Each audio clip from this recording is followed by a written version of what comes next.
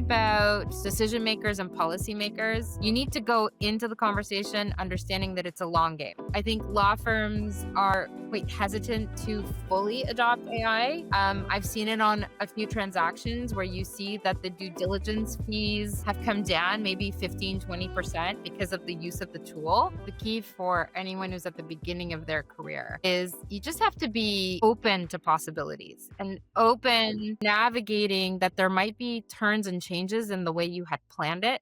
And don't necessarily resist those turns because that might be the opportunity that's really being presented to you. Christelle, thank you very much for joining me today for this episode. I was looking forward to having you on the show. Same. Thanks for having me. And it's for the audience. I've known Christelle now for what seems like years. Yeah. And it is years. But COVID certainly has actually augmented some of that because it's like, oh, it wasn't that long ago, but then you add the COVID years and it really makes this a lot. It's true. That's true. I mean, we met and I think it was you and maybe one other person in your shop. It was pretty early on, and now you guys are a behemoth. Like you're really the leader in the market. No, I appreciate that, Christelle, and much like sort of your journey that we'll chat about momentarily. It's always interesting to see people in our ecosystem and how that evolution happens. Yeah. And Christelle, I'll start with some basics, and it's every time sort of we have people on the show, one of the things that is of interest to the audience is the essence of the person, like who they are, sort of where they grew up, sort of starting from the very basics, because that always tells us a little bit about our DNA, and how we came to be the people that we are today. Yeah. So I grew up in Toronto, but my parents are Lebanese. They're immigrants from Lebanon. They came in the 70s, so way before I was born. I have an older brother. But we were always a multilingual household, and it's a bit cultural. I think Lebanese people are known to structure sentences with English and French and Arabic, and you learn them all together.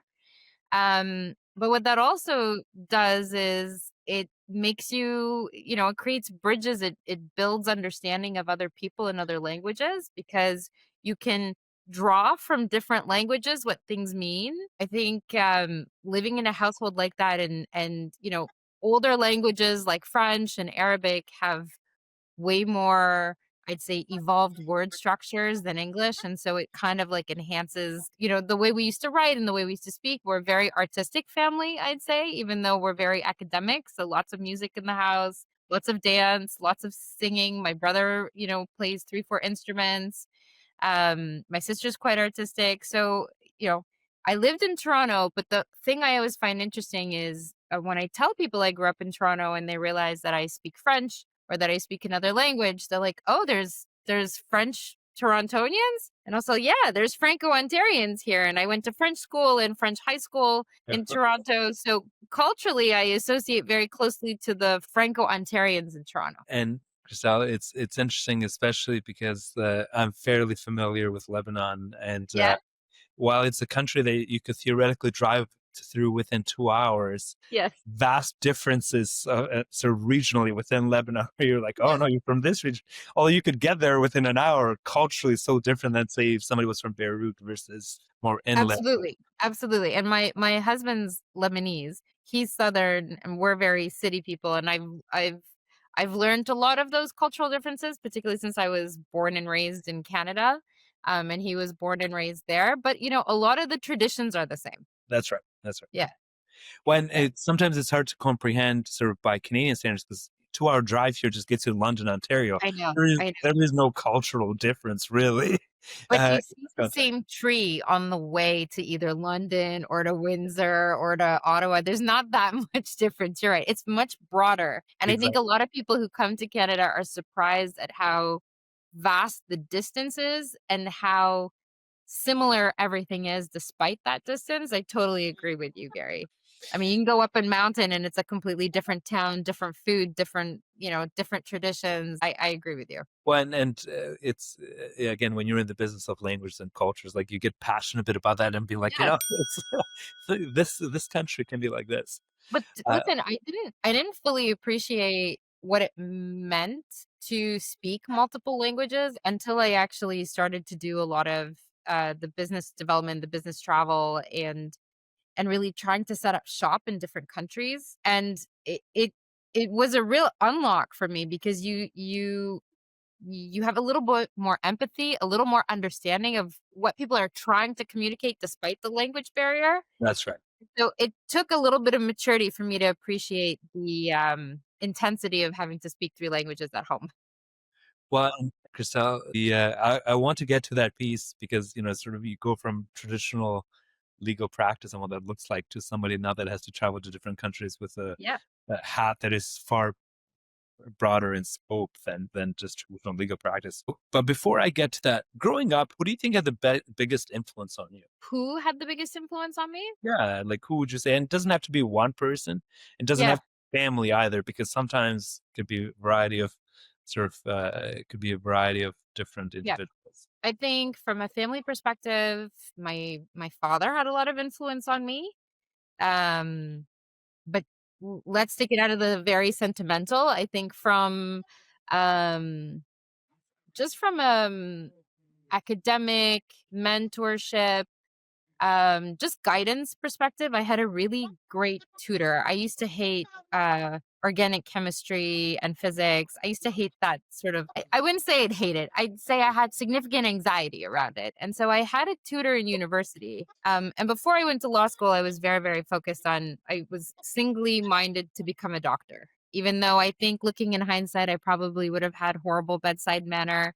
And I lack a lot of, I'd say, I'm very much of a suck it up and go kind of person, which isn't great for a doctor. And I think he'd come over, he'd teach me chemistry, we'd work on biochem, and I really enjoyed studying, but he opened up the possibility and he said to me, "What's important is not that you become a doctor, but that you focus on becoming a professional."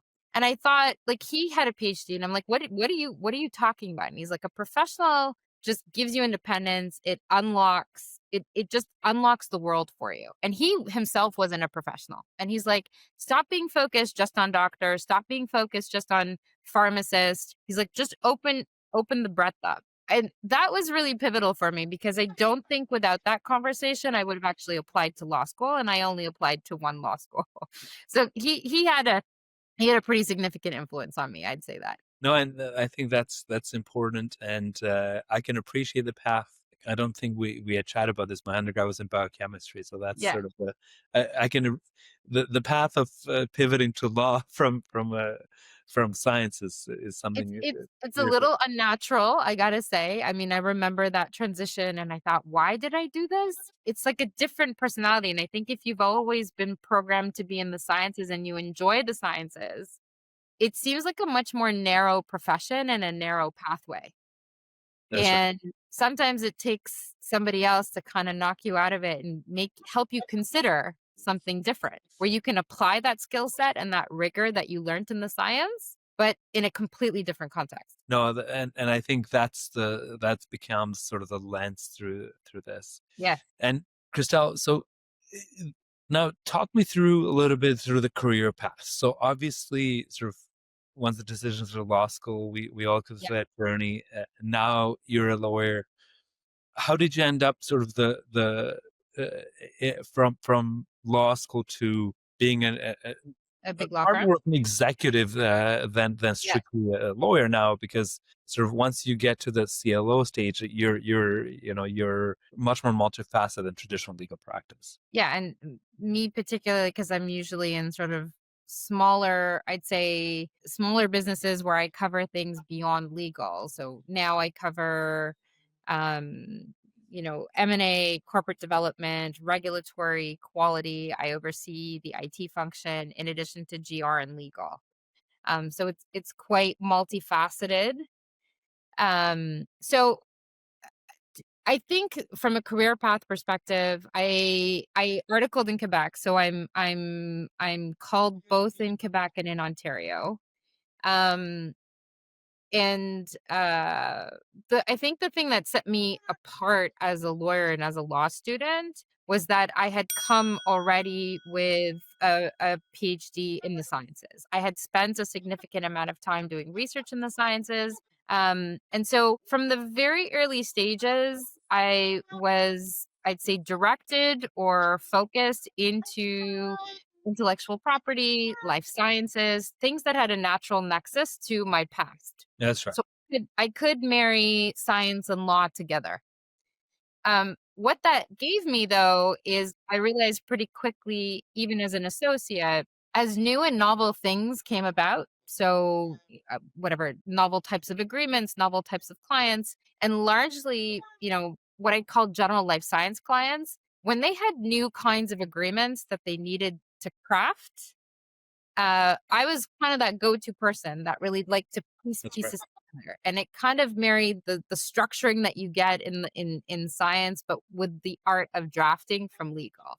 And so, in my practice, I started to focus more on the corporate commercial, but really be uh, an advisor to a GC. So I really touched the same things that a GC touched. I spent a lot of time conferring with a couple of clients that took up a lot of my time, but I learned a lot from them. I learned about how they would, they'd mitigate risk in a very, very particular way, which is very different than the way you mitigate risk when you're in private practice. And that ability to see how a client does it in action versus how you do it from the seat of private practice, where you don't have that distance of saying, "Will you make the decision?" was a really interesting learning curve for me that I don't know that a lot of lawyers have the privilege. So that one-on-one connection with the client and having the right partners and mentors in a law firm that can give you that access, but also come alongside you so that you are still delivering the best kind of work. That I think was the training ground to really being a GC. And then the jump from in-house to GC, that came also from a push from a client. And the client said to me, "Look, if you want the ability to feel the experience of success and completion of something, it's very hard to achieve that in a law firm." And he's like, "You're going to have to make the leap to go in-house." And I always sort of perceive myself, I'm very traditional, science doctor, law firm partner. Right. And so I waited to become partner because I just wanted the title. But the whole time I had really prepared myself to really make that leap to that client that sort of made the proposal to me. And because I went into a sector that wasn't fully established, that was still quite nascent at the time, and it had a heavy reliance on the regulatory aspects of the business. You needed licenses to operate, you needed security clearances. Everything was highly, highly structured. The lawyer in those kinds of businesses becomes pretty pivotal to That's decision right. making. And so that became the natural next step to going in-house. And from then, because I like to learn, I got into operations, and that's what sort of segued me into like a what I'd say a proper full-grown executive. And I mean, it's a very interesting journey. And Christelle, the reason why I asked sort of for that is, you can only imagine if they're junior lawyers, and we have many of them listening to us, and it's sometimes the path is not as clearly defined, right? Like you go to school, you do this interviews for a summer position or an article position, this sort of this Yep. steps, Yep. but then it's less prescribed afterwards. Like you get this opportunities and you have to look at it, and sometimes you go into industries, to your point, that are evolving quickly, and you need, without that level of certainty that you are used to, sort of, especially in Agreed. when you're in private practice, so you're giving disclaimers for everything that is uncertain. And when you're in the business world, you're taking, by definition, as calculated risk as possible, but some inevitable risks that make lawyers in private practice a little uncomfortable. Agreed. But I think the key for anyone who's at the beginning of their career is you just have to be open to possibilities and 100%. open to navigating that there might be turns and changes in the way you had planned it, and like don't necessarily resist those turns, because that might be the opportunity that's really being presented to you. And your job as someone at the beginning of your career is to get as much experience and as much exposure so that you can seize those opportunities and be willing to be courageous enough to take them on. And Chriselle, I want to get back to a point that you touched on slightly earlier, which was some of the international business that you did, and some of the Sure. cross-border M&A. So I mean, tell us a little bit more about what that experience has been like, and what was probably, if you could describe one of the particular experience, etc., as more memorable and something that you think would enjoy sharing with the audience. Sure. So at the beginning of I'd say this would be as far back as maybe 2017, 2018, when Canada had decided to legalize the sector. That's right. Canada was really seen as a leader at the forefront of innovation, at the forefront of, I'd say, secularization of cannabis in general. And so there was a lot of interest from foreign governments to discuss their legislative framework, to look at the systems that we had put in place in Canada, and to just talk about whether or not it worked or not.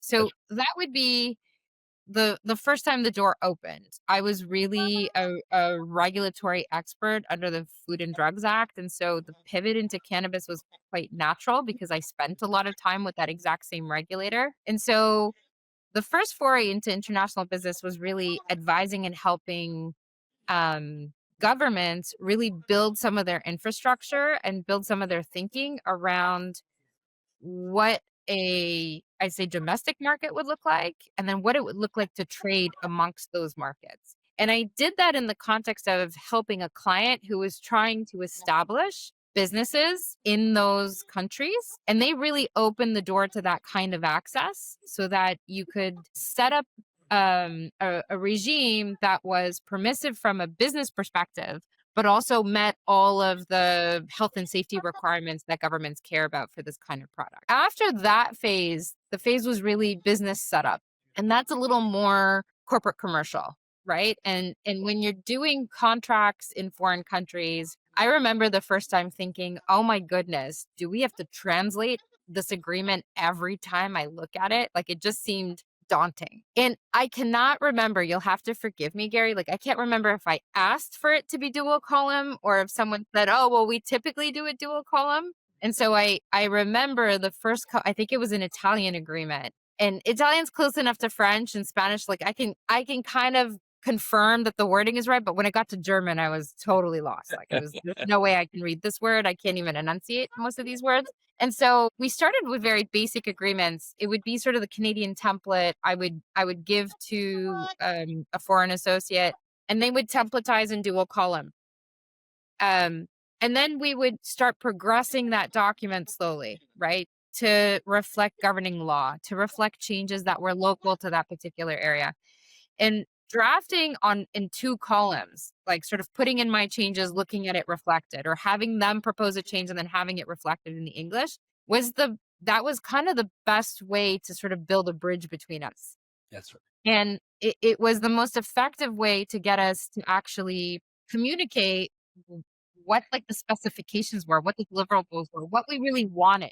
Because the contract is really just kind of there to support what you really want, but you can almost never really directly say it to each other because of the language barrier. So the dual language was really helpful that way. From a practice perspective, we nevertheless agree to, and I don't want to say English is the universal language, but most parties will agree that the English column will supersede if there's a element of doubt, which makes the process a little easier. But you also want to bring your partner along, and that's why the dual column was so effective. I'd say the most intense experience I had with I'd say practicing in multiple jurisdictions was during the Tilray-Afria merger. So that transaction spanned almost 14 countries.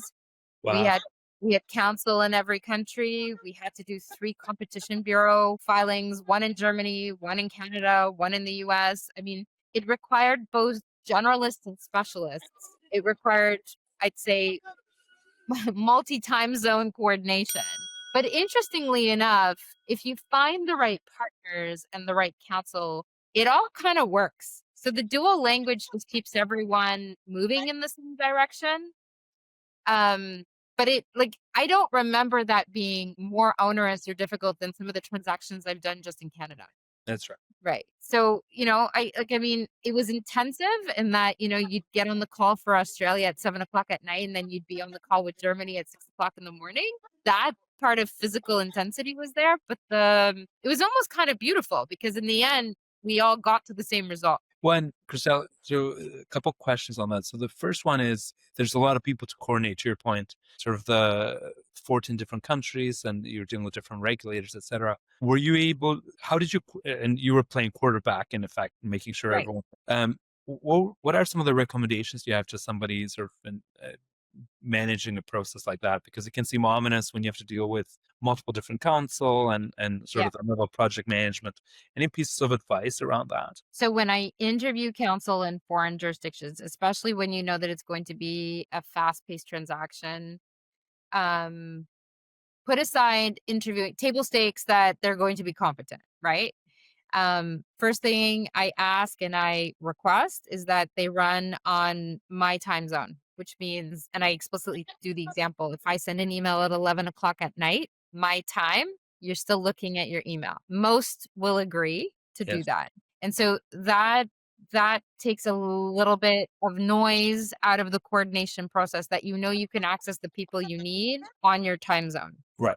That's a right? good point. Yes. So that was one of sort of the first elements. The other one is um we'd have an all hands call to keep everyone moving in the same direction. So the countries could hear from each other what the issues were from a diligence perspective.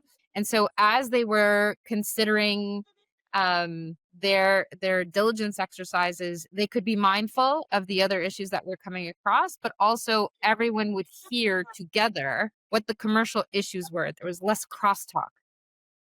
The other thing I'd say is I call it a single point of contact. Some people call it the single point of failure, but less decision makers during a process of diligence up to transaction completion cuts some of the miscommunication, the timing differences. And the single biggest tool I use, and I still use it to today, lawyers love to have like closing agendas, but like executive teams don't know how to read closing agendas. That's right. So I always generate a chronological timeline of deliverables. And That's I brilliant. find that's an amazing way to get everyone to work on the same timeline. So you were translating from lawyer to executive. Yes.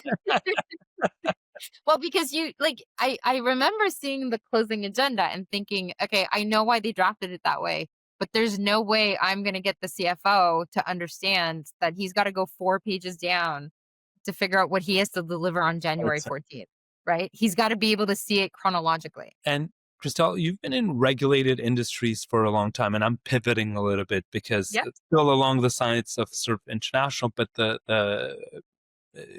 in a slightly different framework. So you've seen sort of governments and regulators evolve, and Yep. you've learned how to work with a variety of them.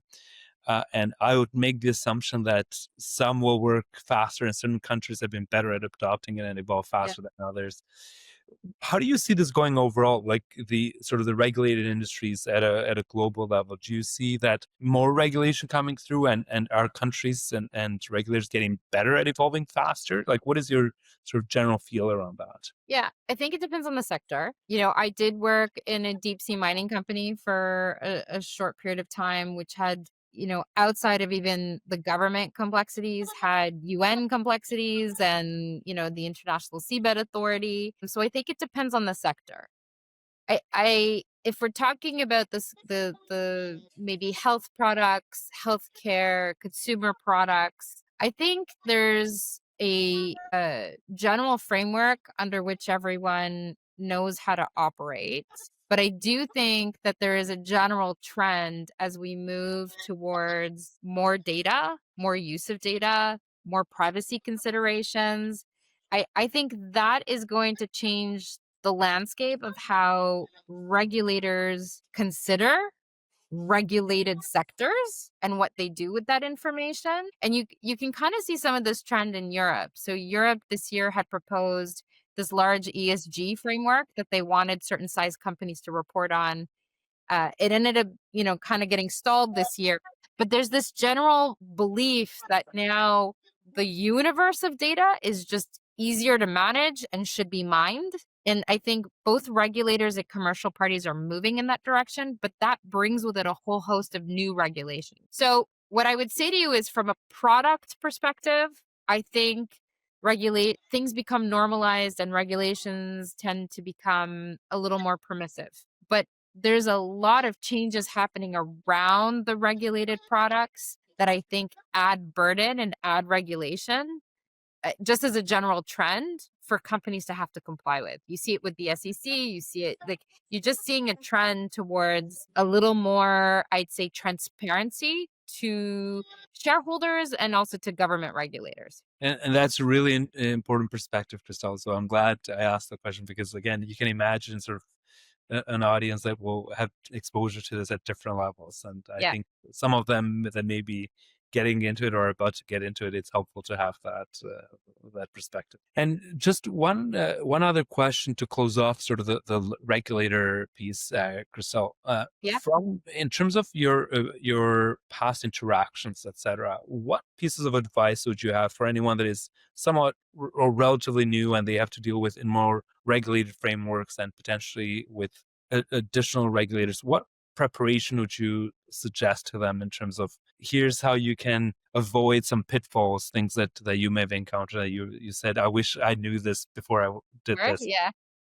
I still remember some of my first meetings thinking, "Is this what you do in GR meetings?" I was a little surprised, but then so I think the most important thing to understand is it depends on the level of regulator you're talking about. For sure. So if you're talking about decision makers and policymakers, you need to go into the conversation understanding that it's a long game, Sure. right? Decisions don't happen because you had the meeting, and don't come into the meeting with an expectation that a decision is being made at that call. So you have to you have to come with materials that are persuasive. You have to make your ask clear, consistent, and you have to show why it's a win-win. I think that's at the policy level. I think in a regulated sector at the enforcement level, those are the people on the front lines. That relationship is fundamental to your operations. It's fundamental to your survival. And making sure that there is transparency and openness. And I'd say academic honesty. You know, everyone's kind of trying to push the limits of what a regulation can and can't do. If you have the right relationship with the enforcement level, you would be surprised that they can innovate with you and they can problem solve with you, and in a way where you're not subjecting your business to unreasonable risk. So I think you need to know how to pivot between the two levels and be very cognizant of who you're having a conversation with, what their realm of influence is and decision making can be, and be very bespoke in that ask so that you're really letting that other party be the best they can for you in that circumstance. Because I do think just fundamentally, they all want to help and they want to get to the right outcome. Sometimes they make decisions that come out to the less than favorable outcome, or there's just downstream fallout that they weren't expecting. And always showing that you're there as a partner, be Yes. it at the enforcement or the policy level, I think is really important, not just for yourself, but for the business that you're in, because you want to be able to pick up the phone and ask a question. No, and I think that makes a lot of sense. But it also is, I mean, these are important takeaways is that sort of at the policy level, it's not going to happen overnight and then sort of No. setting those expectations because often council has to do this to their own management team as well so that they don't set the expectations saying, sort of you have the management team and the boards being like, hey, what's happening? Like you had this meeting. Yeah, and the relationships at the enforcement level, um, you need permits issued. You want to check on the status of something. That's where that relationship, being able to pick up the phone and ask a question, is key to your general management team. Whereas the long game from a policy perspective is more from a strategic outlook. Exactly. No, and really, really important pieces of advice. Yeah. And Chriselle, I know obviously as your role now is far more, as I mentioned earlier, more executive, and sort of more, you're far more a business person than traditional lawyer. Yeah. Uh, if I were to focus you just a little bit more on around the legal portion of your job. Yes, sure. Uh, Certainly, we've seen legal evolve a fair bit, and we've seen technology play a far bigger role. Yeah. What suggestions do you have for counsel out there, mainly in-house counsel, but certainly to lawyers in private practice, around technology adoption, and what are some of the things you're seeing in terms of efficiencies being introduced because of the effective use of technology? So ironically, I sat yesterday on a panel with the GC of Interact, the GC of Microsoft, who I would say are at the forefront of this. Very much so. Um, and so what I can tell you just in terms from an efficiency perspective, what we do and what we've seen, but then I'll come back to what I actually learned from the two of them. So from an efficiency perspective, I think I think you were talking about like AI tools. I think they're going to be fundamental to the way we practice. I think lots of people are using them now for more cursory tasks, That's right. summarizing emails, summarizing, minutes of a meeting, looking for action items. But there's other use cases today that we can use that can increase efficiency. They can, AI can review legal bills. AI can do a first cut through an agreement. It can provide, recommendations or advice on a markup that you get back. And I don't know that all in-house legal teams in particular, but all lawyers are deploying it in that way. What I might sort of watch out for that is it's great for lawyers today who have trained in the more traditional method, which I would say is more of an apprenticeship, where you really had to build the nitty gritty of how these agreements get constructed, what is market. You've had to negotiate it, and I'll say the old way, face to face. And so you're able to critically think through what's being delivered to you through the AI tool. Um, what I worry about is how do we communicate or how do we teach a new generation that's growing up in the midst of these tools to critically think through what's being served up to them? And I haven't solved that yet. And so I'd love to hear from someone who has solved it. But the tool itself for today's lawyers is it just gets rid of the mundane and really allows you to focus on the more high level strategic, which is really where we all want to spend our day. Like no one wants to spend their day formatting a document anymore. I mean, it's very few and far between. What I learned from the Interact and the Microsoft GC is there's a very heavy focus on the culture of the company, the culture of the team, to want to be motivated to adopt these kinds of technologies. So we can talk about them improving efficiency, we can talk about them being great add-ons, but if there's no motivation or no desire to learn how to use them, then they don't get adopted in the way they should and they don't deliver on that efficiency. That's right. That's right. And so, we see that a little bit in law firm work. I think law firms are quite hesitant to fully adopt AI. I've seen it on a few transactions where you see that the due diligence fees have come down maybe 15-20% because of the use of the tool. But what you notice is that the lawyers themselves have less core knowledge as to what's gone into their report. And so bridging that gap and figuring out how to include it in your day in an organic way where it's not disruptive to your work but actually complementary. I think that's the learning curve we have. Like it's here to stay. Like you're That's going to right. get bypassed if you don't adopt it.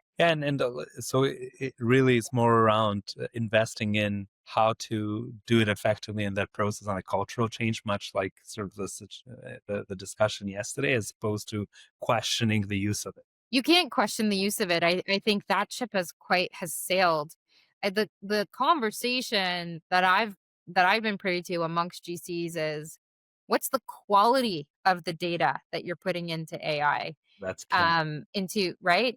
Uh, You have to be prepared to invest the time to organize your data and tag them so that you're getting outputs that are useful to you. And I don't think everyone appreciates that upfront investment is needed for it to be useful. No, I think the you are 100% correct, and that just like anything else, without the initial investment in knowing how to use it effectively, you're never going to get the full results. Yeah.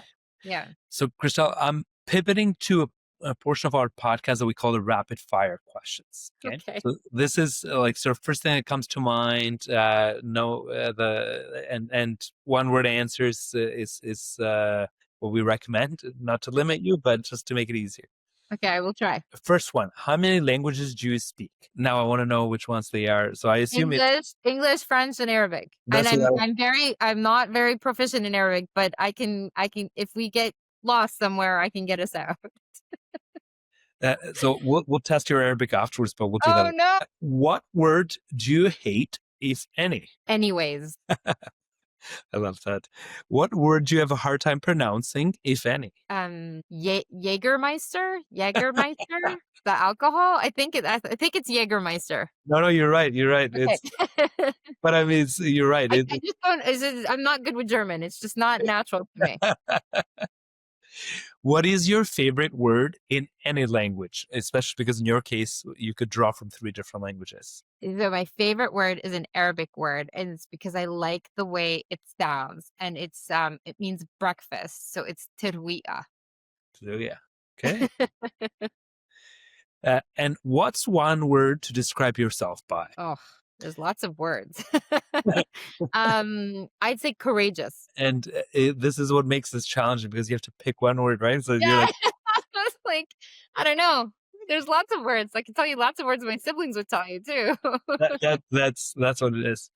So Christelle, it's been fantastic to have you on the podcast, and I knew that we were going to have a lot to discuss, and the time today was going to fly by. And as my team tells me, there's a perfect spot of length of these that we need to keep it through, and we're at that time. Awesome. It just means we're going to have to do this again, and I would love to. I would love to. Please invite me back. I'd love to come back. No, and I mean, there were a lot of takeaways and sort of I was methodically asking about certain things because I'm like, this will make a good extract to share with somebody listening externally. I'm happy to do it anytime, and I'm always happy to see you, Gary. So thank you for having me. Thank you, Christelle.